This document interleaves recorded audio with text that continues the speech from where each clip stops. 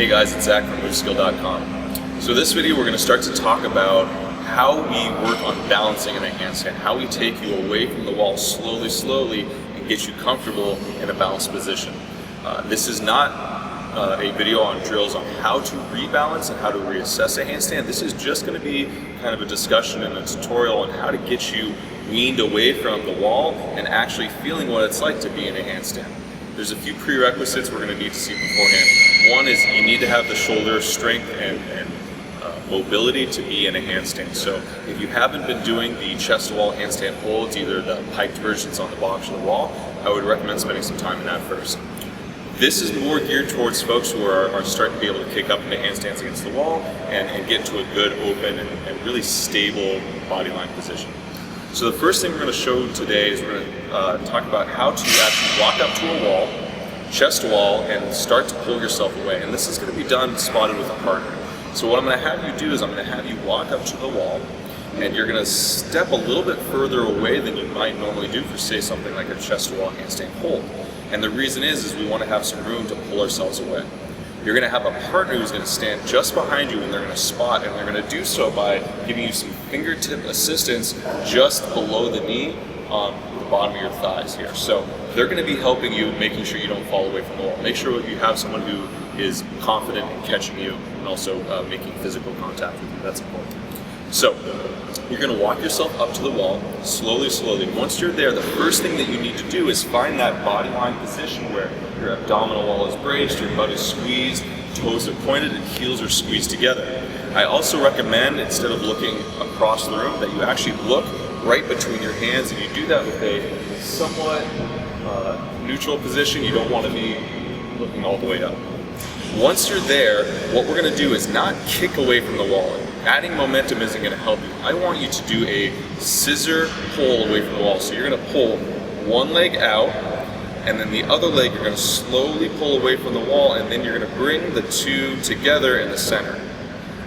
Usually what happens when people do this first is they bring one leg out, they bring the other leg out, and they don't return that first leg, and they end up falling over, and this is where your partner has to catch you. So it's going to take some practice. Pull one leg away, pull the second and meet in the middle. And once you're there, you're going to start to feel what that handstand position is like. If you end up falling, your partner's going to catch you, or you're just going to fall against the wall. Make sure that you can communicate with the person who's in the handstand. If they say it's time for me to get out or I'm done, let them walk down instead of trying to pin them against the wall. The next piece we're going to work on is going to be a controlled kick up to the wall. Now, we've talked about this a little bit in our kick to handstand video, but for what we're doing today in terms of weaning you away from the wall, we're going to take a little bit different approach. I want you to be able to kick up to a wall with absolute control. The idea I give to my clients is that if you're doing this in an apartment, you're not kicking up and pissing off your neighbor next door by slamming your heels into the wall. So when you do this kick up, I want you to really think about being active and pressing through the shoulders as you come up. This is very much a beginning movement for something like a press to handstand. What you need to do with your legs, what you need to think about, is bringing one leg up and then slowly controlling that second leg to a balanced position. Now, in the beginning, you're going to do this with that first leg. That initial leg is going to touch the wall, and then the second leg is going to come up. Your goal as time goes on is to do that first kick a little bit more smooth and eventually wean yourself away to the point that you're not even touching the wall at all. So maybe pull yourself about 2 inches further away from the wall than you were before and kick yourself up and try and hold a balanced position. And like I said, slowly with control, bring that second leg up. If you aren't able to do that, if you fall back down or you kick too hard, just take a step back, bring yourself back to the wall. Keep in mind that that wall's not going anywhere. It's the perfect spotter. It's not going to panic. It's not going to move anywhere. So if you end up going too hot and you bring your other leg up too fast, you're just going to lean against the wall, come back down and reset.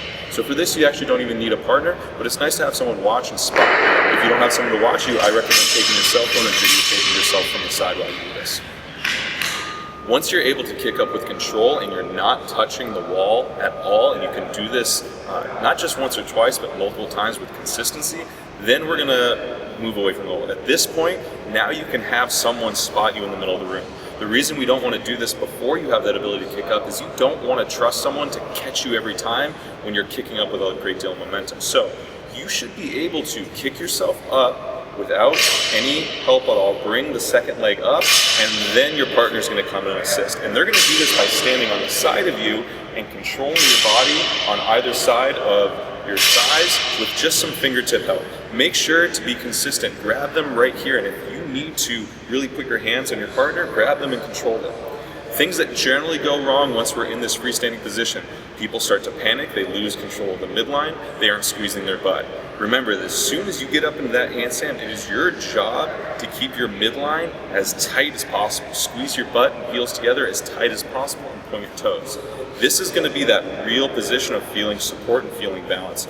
And once you've started to work on this a little bit, then we can start adding in some rebalancing drills, or actually just start to work on some capacity of standing in a freestanding handstand.